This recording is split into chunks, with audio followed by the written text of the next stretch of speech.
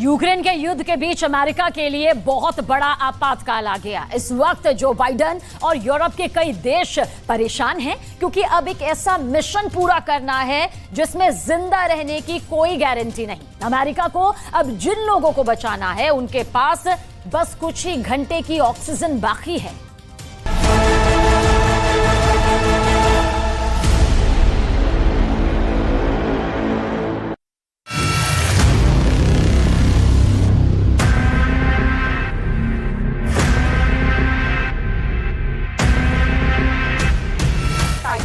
मलबा दिखाने गई टाइटन नाम की पनडुब्बी अटलांटिक महासागर में गायब हो गई थी। लापता टाइटन पनडुब्बी की तलाश जारी है। अटलांटिक महासागर में सर्च ऑपरेशन चलाया जा रहा है। इस वक्त 5 जिंदगी समंदर की गहराई में फंसी हुई हैं। इन्हें बचाने के लिए दुनिया का सबसे खतरनाक रेस्क्यू ऑपरेशन चलाया जा रहा है, क्योंकि हालात ही इतने खराब और चुनौतियों से भरे हुए हैं।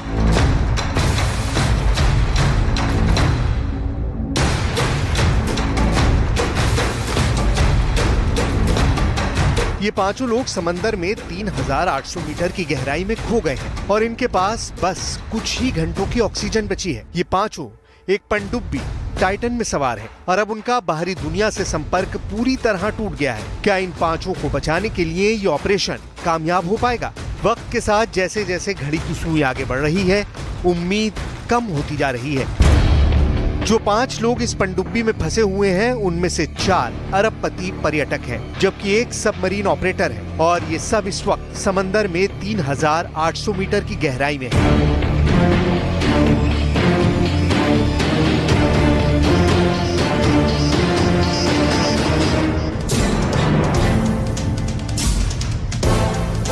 इनमें पाकिस्तानी ब्रिटिश कारोबारी शहजादा दाऊद हैं, उनका बेटा सुलेमान है, ब्रिटेन के बिजनेसमैन हैमिश हार्डिंग है। उन्होंने भारत में चीतों को लाने में मदद की थी। इनके साथ ओशन गेट कंपनी के सीईओ स्टॉकटन रश मौजूद हैं।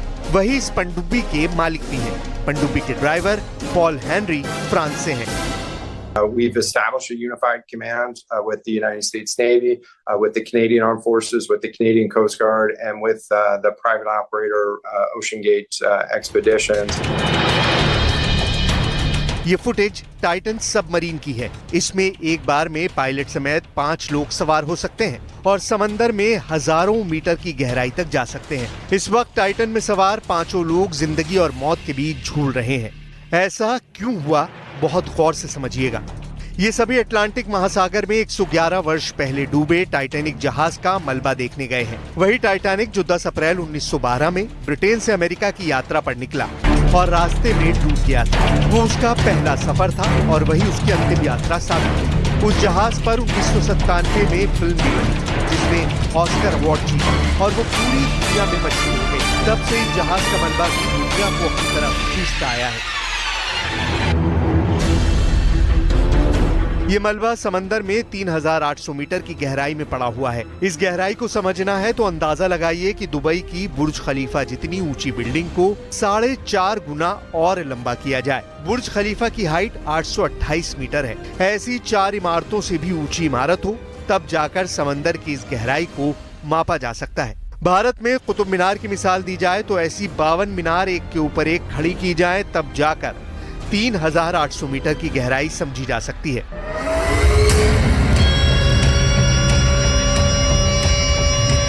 अब इसी गहराई में टाइटैनिक जहाज का मलबा दिखाने का काम ओशन गेट कंपनी करती है और ऐसी रकम भी वसूल करती है जो आम लोगों के चुकाने की बस की बात नहीं है, यानी 2 करोड़ रुपए। ऐसी हर एक ट्रिप पर वो 8 करोड़ रुपए कमा लेती है, लेकिन इस बार 5 लोगों की जान पर बनाई है। अब जो पनडुब्बी टाइटैनिक तक पहुंचने के लिए इस्तेमाल की गई है उसके बारे में कुछ बातें जान लीजिए, क्योंकि इस वक्त यही पनडुब्बी बहुत मुश्किल में है। इसी पनडुब्बी के ऊपर समंदर की गहराई में भी मौत मंडरा रही है। ये पनडुब्बी है ओशन गेट कंपनी की टाइटन सबमर्सिबल। इसका आकार एक ट्रक के बराबर है। ये 22 फीट लंबी और 9 फीट चौड़ी है। पनडुब्बी कार्बन फाइबर से बनी है। ये पनडुब्बी 96 घंटे तक पानी में रह सकती है। टाइटैनिक का मलबा देखने जाने के लिए इस पनडुब्बी का किराया प्रति व्यक्ति 2 करोड़ रुपए है। ये सबमरीन समंदर में रिसर्च और सर्वे करने के लिए भी इस्तेमाल की जाती है। When we went down, there were communication problems on every trip I've taken. Of the 4 separate dives I'd taken with OceanGate, every time there was a problem with at least, sporadically communicating with the surface. And again, I don't think that's their fault as much as just that's the nature of the beast. When you're going 1,000 feet or 13,000 feet underwater, you're going to lose contact for a while. इस submarine को समंदर में उतारने और operate करने के लिए एक जहाज का इस्तेमाल किया जाता है जिसका नाम है पोलर प्रिंस। कह सकते हैं कि यही जहाज इस पनडुब्बी का लॉन्चर है और यही कंट्रोल रूम है। यहीं से ये पूरी पनडुब्बी ऑपरेट की जाती है और इसी से उसका संपर्क बाहरी दुनिया से होता है। पोलर प्रिंस यानी इस जहाज से उतारे जाने के बाद पनडुब्बी ओशन गेट टाइटैनिक के मलबे तक पहुंचने में करीब 2 घंटे का वक्त लगाती है और उसके बाद ये टाइटैनिक वाला टूरिज्म शुरू हो जाता है। इस पनडुब्बी से समंदर की तलहटी में पड़े टाइटैनिक जहाज के मलबे का एक-एक कोना दिखाया जाता है। I think very few people would sign up for this tour again after this event, even if they are rescued. I think, unfortunately, this has probably done a death blow to Stockton's plans for this adventure company.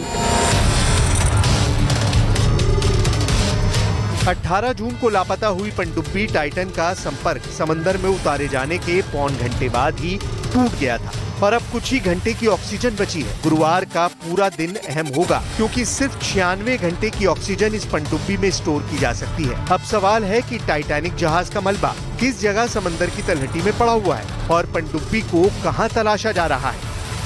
ये जगह map पर समझी जा सकती है। नक्शे पर ये जगह देखिए। ये कनाडा के न्यू फाउंडलैंड के सेंट जोन्स से 700 किलोमीटर दूर है, जबकि अमेरिका के केप कोड से ये जगह 1450 किलोमीटर की दूरी पर है। यहीं पर टाइटैनिक जहाज का मलबा अटलांटिक महासागर की गहराई में पड़ा हुआ है। यहाँ गहराई 3800 मीटर के करीब है। अब पूरा रेस्क्यू ऑपरेशन इसी जगह पर चल रहा है। End of today, we would have committed 3 C-130s to conducting search and rescue flights. In addition to that, the Navy has been in touch with the Coast Guard and is working to provide personnel, such as subject matter experts, and assets as quickly as possible. पनडुब्बी को ढूंढने के लिए under water robot भी लगे हुए हैं। America और कनाडा के 3 C-130 हरक्यूलिस एयरक्राफ्ट भी हैं। इसके अलावा एक P-8 एयरक्राफ्ट और कनाडा के 2 बड़े पानी के जहाज भी सर्च ऑपरेशन में शामिल हैं। अमेरिका और कनाडा दोनों देशों के कई जहाज इसी जगह पर पनडुब्बी को तलाश कर रहे हैं, उससे संपर्क करने की कोशिश कर रहे हैं। अमेरिका और कनाडा की रेस्क्यू टीम समंदर में 20,000 वर्ग किलोमीटर में सर्च ऑपरेशन चला चुकी है। ये बहुत बड़ा इलाका है। यहाँ सर्च ऑपरेशन में P-3 एयरक्राफ्ट भी इस्तेमाल किया जा रहा है जो नौसेना की पनडुब्बियों को भी ट्रैक कर लेता है।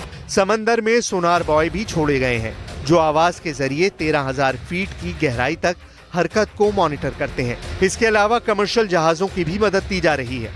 These search efforts have focused on both surface with C-130 aircraft searching by sight and with radar, and subsurface with P-3 aircraft were able to drop and monitor sonar buoys.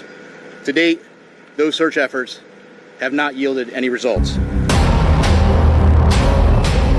Canada की तरफ से search operation में शामिल एक aircraft को सोनर boy की मदद से कुछ आवाजें सुनाई दी हैं। ये उसी जगह के पास से रिकॉर्ड की गई जहां टाइटैनिक का मलबा मौजूद है। आवाजें करीब 30 मिनट के इंटरवल पर रिकॉर्ड की गई हैं। इसके बाद सोनार ने 4 घंटे बाद फिर से उन्हें डिटेक्ट करने का दावा किया है। यानी इस दौरान तक वहां हरकत हो रही थी और वो जिंदा बचे हो सकते हैं।